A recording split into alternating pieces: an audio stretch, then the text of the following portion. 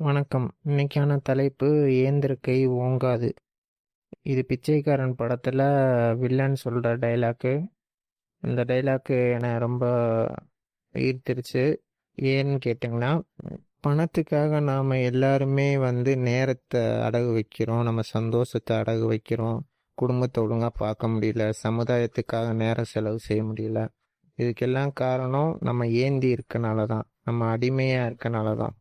என்னைக்கு நம்ம கிட்ட பணமும் இருந்து நேரமும் சந்தோஷமும் உடல் ஆரோக்கியமும் சமுதாயமும் குடும்பம் இதெல்லாம் நம்ம செய்ய முடியுதோ அன்னைக்கு தான் நம்ம சுதந்திரமா இருக்கோம்னு அர்த்தம்.